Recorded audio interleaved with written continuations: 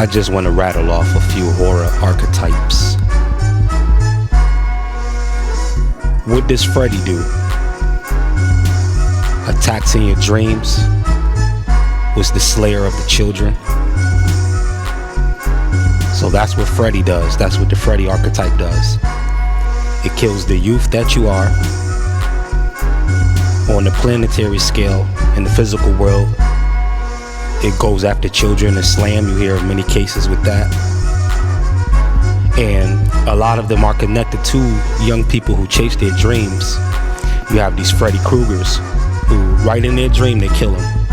Right in their acting careers, they kill them. Right in their singing career, rapping career, they kill them. That's Freddy Krueger right there.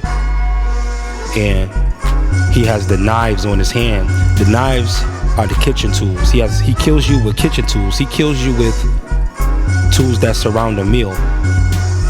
See, what you take in can kill you.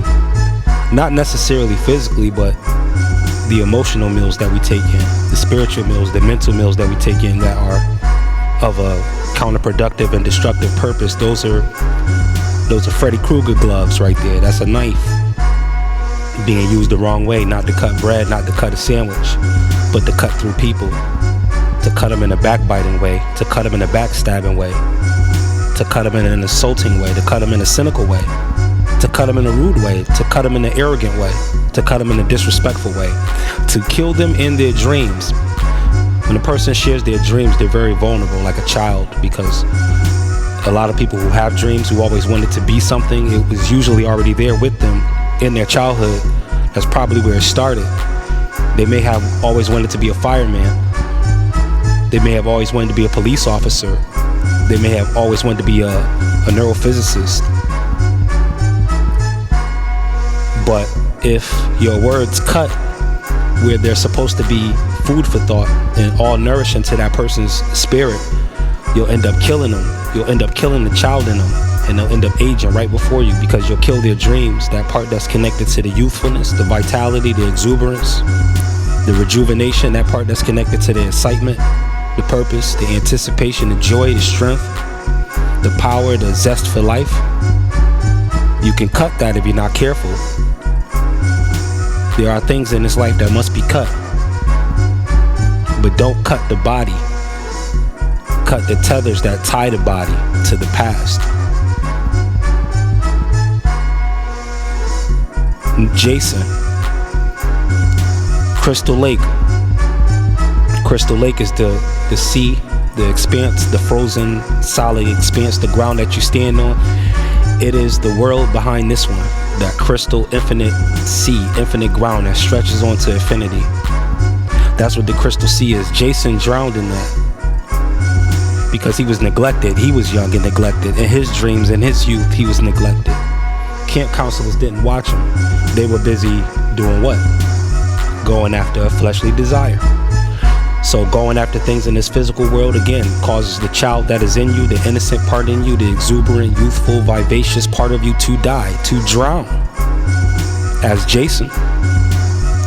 And then the matriarchal energies, the Mother Earth energies, the guardian goddess energies start to protect you. And on an earthly level, she ends up getting killed off too. They behead her. They take her out of the place of authority. They take her head off. That's how Jason's mother got killed. These are archetypes that explain how life is going on. Look past the horror movie, because it's not really about a horror movie. These are just movies on the screen. But what the stories are about are you. Every last one of them. So Jason, he comes back just killing every camp counselor, everything that looks like a camp counselor, walks like a camp counselor. He just kills everything that represents his neglect. He kills everything that represents what neglected him, and what killed off his matriarch, and what killed off the divine feminine, and what killed off the spirit of creativity down here. He's out to kill that. Jason, hockey mask, goalie, hockey puck. The symbol, his mask, is one who blocks your goals. And we all know that a mask is simply a disguise. So Jason is really not there to block your goals. He's there to help you reach your goals. So he wears a goalie's hockey mask. Then you have the machete that chops down crops. And in this case, if he's chopping down camp counselors and they're supposed to be the bad guys or the antagonists in his franchise, then what that means is they're being the wheat that is separated from the tares. They're basically the tares being separated from the bundle, the chaff, the husk, being macheted down and scattered to the winds to die. This is what Jason represents. Look past the body count and all the blood and gore. That's just entertainment for a horror franchise. But what the story represents, again, is you. What about Michael Myers? He keeps coming back. He was connected to his sister, so here goes the little boy again that went crazy. Again, childhood, we don't know what happened. They say a demon inhabited this child. This child was left unguarded. Again, his sister and boyfriend were again pursuing something in the physical, a fleshly desire, and here goes another child. But this time, instead of that child being neglected to his own death, this child is neglected to be the killer. So in the Halloween costume, in the night that the portals open, on Hallows Eve, the time that the portals are open and entities from hell cross over, this is what you get. Children could be infested by these demons if it's unguarded, if they're unguarded. These kind of things can attack them and make them the ultimate antagonist in the story. So you have him in the mask. He's being institutionalized, not institutionalized. They're saying he's crazy. They're saying he's not crazy. All because of some neglect that happened in his childhood. All because of the neglect. All because of how the inner you was abused in this life. All because of that. If you rage out, you become a Michael Myers, so to speak. No rhyme or reason to the slaying. You just have a force field and you're doing whatever you have to do to wave your sword to make sure that you're never hurt again in the way that you were, or neglected or left defenseless. And a dark entity that's consistently pursuing on that can just be within you for the rest of your life. And this doesn't mean that you're going to be a serial killer, but it may mean that you're guarded. It may mean that you're defensive. It may mean that you're a combative person, because anytime you feel the conflict coming on, you don't want to be in a position where that ever happens again. So you put the William Shatner mask on and the black jumpsuit.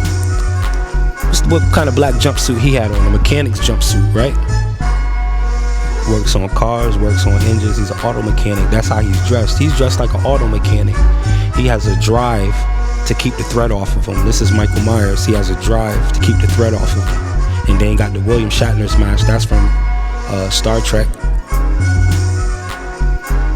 So he's also Captain Kirk. So in the astral realm, he's also fighting off the things that cause the inner self, the true self, the hidden self to be unguarded. So that's Michael Myers. And we can go on and on and on and on and on. But those three are like the main franchisees. We could throw Leatherface in there, because you got the chainsaw again, you have the cutting of the wood again, the chopping down of the trees, the judgment, the separation, the incision, the decision, to decide, to slice from one into two, to understand duality, to peel the core. Leatherface, based on a true story. Texas, the Lone Star State. You're the only star in the black universe. Lone Star State. With the butcher's apron on, getting down to the meat of the matter, breaking things down to the bone, dissecting life, breaking it down. The butcher with the chainsaw, and also a mask, different mask, being actual people. So this person actually, the Leatherface principle, actually studies people, studies successful people, tycoons, businessmen, athletes, entertainers, etc. Studies them, because success follows success. And if you follow somebody who is good at something and you apply that same work ethic to what you're trying to do, then yeah, that's the Leatherface principle. You just put on a different mask. Based on the song that I just released recently, you could say I put on the Michael Jordan mask, because the song is called Jordan. And it was a homage, a thinly veiled homage to his basketball career and the tenacity that he showed and how he demonstrated his craft in basketball. Again, that's the Michael Myers principle though, because you're putting on a different skin and you're breaking things down like a butcher, and you got the chainsaw to chop down trees. What you use trees for? To build lodging and to keep you warm. Shelter and lodging.